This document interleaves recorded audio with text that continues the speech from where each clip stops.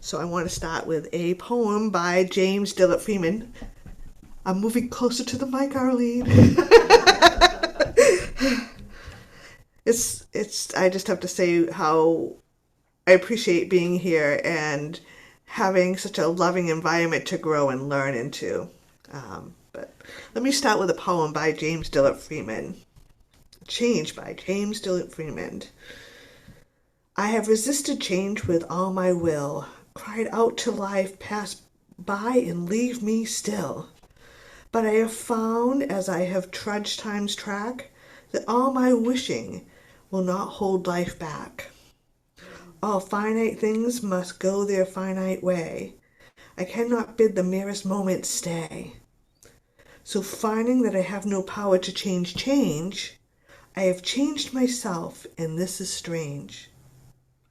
But I have found out that when I let change come, the very change I was fleeing from has often held the good I prayed for, and I was not the less for change, but more. Once I accepted life and was not loath to change, I found change was the seed of growth. So my topic today, first of all, on Sesame Street, anyone grow up with Sesame Street? Right? You know how every episode is brought to you by the letter A or K or whatever. This talk is brought to you by the Unity Principles 3 and 5. I create and I live it. So my talk title, I shortened a little bit afterwards because I thought my mentors would be like, oh my goodness, that's a very long talk title. But are we ready? Am I ready? Or are we ready for our promised land? And it is also about the conditions that we create too. So I have a couple of mentors. One is Rev. Kelly Isler, and she's always telling me to stay away from my bookshelf and when I'm about to give a talk, and to really talk about what's working me. And I also have, Rev. Shipley Allenson, who has been a mentor of mine. And a couple weeks ago during the service, she announced that she wants me to teach a class on this book called The Lotus and the Lily. It's a really, and I know why too. This is a really great book, and this might be a great book for you, Jen, to take on as your. I know that you do book groups on a regular basis. Saturdays, yeah. And I know why she wants me to do this, because we, like your community, have been in transition for a while. We're looking for a new minister, and we're also looking for a new location to have our services at. I think sometimes in the journey we put our good, we have destination, we make our good a destination, right? We make it a promised land of when we get our new minister, this will happen. When I graduate, when I get a license, when I find a partner, instead of focusing on who do we need to be for those things to be manifest. And this book is really a great book because what it has is it focuses on what conditions are we creating to manifest our heart's desire, like what needs to happen, what needs to take place in order for that to happen. And not so much on our outward journey, but also inwardly what needs to be made manifest. So I highly recommend this. And this talk isn't really on this book or on, but the promised land and being in the void and going is really, I love the book, Finding Yourself in Transition. And as we know, as any journey, the finding yourself in transition is also about the journey of the Israelites, right, out of bondage in Egypt and moving into their promised land, right? And that story isn't just a story, that's the wonderful thing about unity, is that we have the ability to just really relook at a story and know that it's not just a story in the Bible, it's our story on some level as well. So are you ready for your promised land? Yes. Awesome. So today we're going to explore what the promised land is, because I always like to do what, why, how, basically, because that helps me somewhat focus. Why our role as creator is important, and how we can step powerfully into our promised land. So what is the promised land? When I think about the promised land, I think of Moses. I think of Charlton Heston. I do think of the Israelites' journey of bondage and their quest for that land of milk and honey. Charles Fillmore, in The Revealing Word, defines the promised land as the realization of divine substance. And he states that when there wells up in man a great desire to be free from bondage of ignorance and animal propensities, his journey to the promised land begins. So as I mentioned before, we often think of that it is a destination to get to, like the promised land is some place that we have to get to. And often our good is associated with that. And that's not necessarily a bad thing. It's not a bad thing to have goals. That can be an impetus that moves us into action, as long as we take our awareness with it, right? As long as we,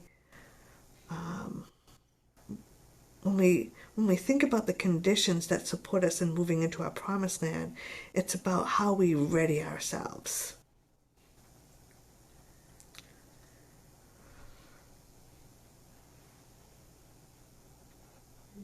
So why do I kind of think that this is a good thing for us to ponder and to look at? And I found a wonderful meme that said this from James Allen, that you are today where your thoughts have brought you. You will be tomorrow where your thoughts take you. And I would also add our actions too. Because it's not just, I think, our thoughts, it's also our actions as well that take us to where we want to go. So, in The Lotus and the Lily, the author Janet Connor she'd had a really powerful year in 2006. And she really wanted to recreate that. And so she went into the silence and she wanted to, what do I need to do? Like, looking for the guidance. And she heard Advent. And she's like, Advent? Why am I hearing Advent? And then she remembered her childhood of growing up. And that, the Advent season was that preparation of the birth of the Christ, right? That there was a lot to prepare for inwardly. That her family would light the candle every week for Advent. So it was a time of prep. And when she really sat with that for a while, I'll read what she had to say about that. Because I think it's powerful and it speaks to what I'm trying to convey here today. So when I did my childhood memory of what did my childhood memory of Advent have to do with creating a magical year? Well, in the course of my conversation about Advent, I realized that in 2006 was spectacular because I spent the previous December preparing. I spent long hours in divine dialogue dissecting how my life was unfolding. I wrote about the past and all its pain. I wrote about what I was learning and all the gifts of my story.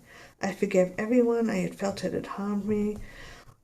Then I wrote in detail about what I wanted next in my life. After all that preparation, in January of 2006, I could write in a firm hand with total confidence, I am ready, Want to say that with me? I am ready. See, the magic wasn't in declaring what I wanted. We've all done that and seen nothing happen. It was being ready. I had been given myself a rich advent. I didn't call it that at the time, but looking back, it was clear that I had prepared my heart, my mind, and my soul to step into the next phase of my life. And because I was totally, completely ready, everything I wanted came effortlessly to me that year.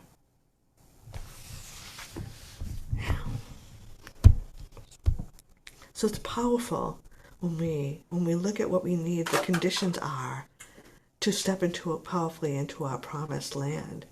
It's about readying ourselves, taking the inward steps to what we want to create. Charles Darwin states that it is not the strongest of the species that survive, nor the most intelligent, but the most adaptive to change. Right? Are you willing to change? Want to affirm that? I am willing to change. I am willing to change. And are you ready for your promised land? Yes.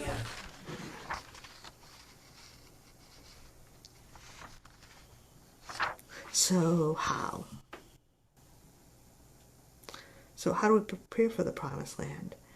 I think of things like, if I were planting a garden, what would you do if you were planting a garden, right? Now, people, I'm sure I don't have a garden currently, but I think if I was planting a garden, I wouldn't be waiting till spring probably. I've probably already got my seed catalogs out. I might have actually even purchased some seeds. I might have saved some seeds from last year's garden. I might have been looking at if I had a garden, I might be looking at what worked and what didn't. I might be thinking the things that I need to purchase for my garden. I might be looking at the time commitment. I might be looking at, the Farmer's Almanac or something like that. So you get my idea. If I was planning a trip, I might be taking out my suitcase. I might be thinking what type of clothes I might need to bring, or you get my drift, right? So you're looking at what needs to happen in order. It's important to look at what steps do we need to, in ourselves. We might be looking at is there forgiveness work that I need to do? Are there conversations I need to have? Are there classes I might benefit from taking?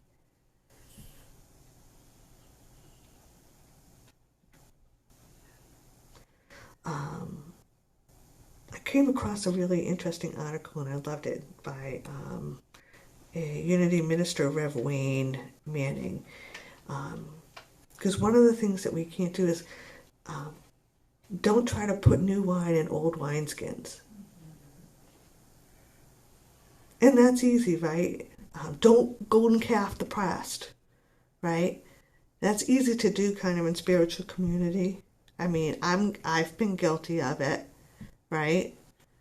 I wish things were the same when Shipley was here. I wish things were the same when Rev. BJ was here. I wish things were the same as when Kathleen was here. We can golden calf the past. And that's not where we're heading, right? We're heading into a new future. And sometimes it's letting go of those expectations, right? And it doesn't mean that we can't still appreciate, like for me, doesn't mean that I can't appreciate Shipley. I mean, huge role in my life. It's not that you can't appreciate your former spiritual leaders like BJ and Kathleen and all the people that have been leading the spiritual community. You can still appreciate them. But we can also step into something new. So the whole idea of not putting new wine in old wineskins is that there's actually a science behind that. So when wine is new, it is in a state of fermentation. So it bubbles and expands and ferments. Gases are released. And, a fresh and pliable wineskin can absorb such expansion and slowly age with the wine until the fermentation process is complete. To put fresh wine into old wineskins, however, is asking for trouble. The old wineskin has assumed a definite shape and is no longer pliable. It is fixed and somewhat brittle. The activity of new wine will stress it beyond its ability to yield, and so both the wine and the skin will be lost. So we can't put new ideas into old mindsets. We can't get new results with old behaviors. What is the definition of insanity? Is doing the same things over and again and expecting different results. Some of the ways we can do this, like this book encourages, it spends a lot of time in like journaling. Like you guys are going to be stepping into both a beginning and an ending, right? Because you're going to be having if you're stepping into having a new spiritual leader, there's an ending and there's a new beginning, like simultaneously, right? So, journaling on what comes up for you, being aware that transitions, even good ones, can bring grief and all kinds of stuff that come up around that. And being prepared and maybe deciding who you're going to be in the midst of that. Like especially, who will you be when they change something and you don't like it? Like, who are you going to be, right? We get to decide, right? Because we're conscious creators. We can create. We can choose to be flexible. We can choose to be forgiving. We can choose to see what is coming up for us around that change that's taking place, right? We can go into prayer, right? We can pray. We can say, we can be vulnerable. We can say, I'm having a difficult time with this thing, even though it seems like it might be something little. To prepare ourselves. Don't murmur, right? We have tools that we can use when I think about the Israelites, they didn't have life coaches. They didn't have they didn't know what their love language was. They didn't have, nobody was, they didn't go a month ahead of time, so you're going to be free from bondage. What have you always wanted to do with your life? They didn't have access to that. We have that. So why not take advantage of those different things that we can use to support us in stepping into the newness of things? Learn something new. Educate yourself. Begin with beginner's mind. Step outside of your comfort zone. Let it be awkward. Get comfortable with being uncomfortable. Okay. Oh. Perhaps look for a silver lining even if it looks like a terribly cloudy day. Yes. We can look for a silver lining in a cloudy day. I refer to that as muck happens and it's okay. Right? Because, this is like a perfect time of the year, right? Things are mucky, the leaves are gone, it looks kind of barren and icky, like it's not, pretty in New England. So let me just finish my thought and then I'll... Good. So, right? But that muck and the ick and the goo and the is all what we need for to fertilize the soil and the plants, so that we can have like New England, the gorgeous springs. That is why we all live here, right? Because it's gorgeous in the summer and the spring, right? In the fall. I'm not really a fall person, but in the fall. So I just wanted to touch on the sin of murmuring, that exactly all that you're saying. It's so important to bring with compassion your concerns to the person that has made you, or has created the ick feeling. So instead of talking to her about what you're doing that I don't like, no, I like what you're doing, but you know what I'm saying? So talking to her and him, and I bring my concerns to you privately. Right, right. So that the change can be a positive interaction between Right. us instead of the muck. More muck. We don't need Right, more and muck. I would say amen to that, right? Because that's triangulation. We don't want to triangulate. So sometimes we might have to step back. Sometimes the conversation we have to have is with ourselves first, right? Like, what is it bringing up for me? Is it really about them, or is it something in me that's been triggered? Like, so can I own that piece of it too? And then can I then go to that person and say, I'm a big fan of Brene Brown. And so Brene Brown will say, the story, instead of saying, you did this, Brene would say, the story I'm telling myself about this. This happened, and the story I'm telling myself about this is blah, blah, blah, blah, blah. Because then it doesn't make it, Cool. it's your truth, not, it's not, Blaming. yeah, it's not blaming, and it's not making that truth, our truth, the truth. You know what I'm saying? So that'll be something that's a good practice to take on. I think it's so spiritual mature when we can do that, right? Because, and then it also doesn't assume blame. It doesn't assume malintent. So Glennon Doyle, the author of Untamed, says the secret is to not allow the fact that you can't do everything to keep you from doing things. That it's sometimes you have to do some things and then rest, do some things and rest. But it's the willingness to step outside of our comfort zone, the willingness to do our inward work, so that we can step powerfully into that promised land. And the promised land, for, like I said, is our heart's desire. And as a spiritual community, it's stepping into that next, whatever the next great phase of that will be. So are you ready for your promised land? Yeah. Awesome. So I want to end my talk before we go into meditation with another poem. This one is by Kahlil Gibran, called Fear. It is said that before entering the sea, a river trembles with fear. She looks back at the path she has traveled, from the peaks of the mountains, the long winding road crossing forest and villages, and she sees in front of her an ocean so vast that to enter there seems nothing more than to disappear forever.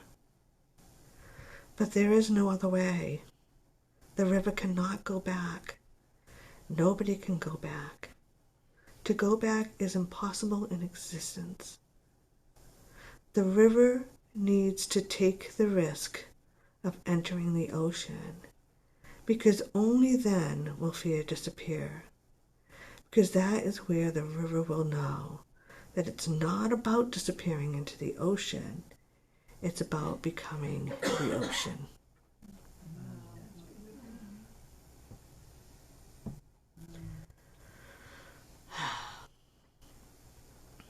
So let's go into meditation.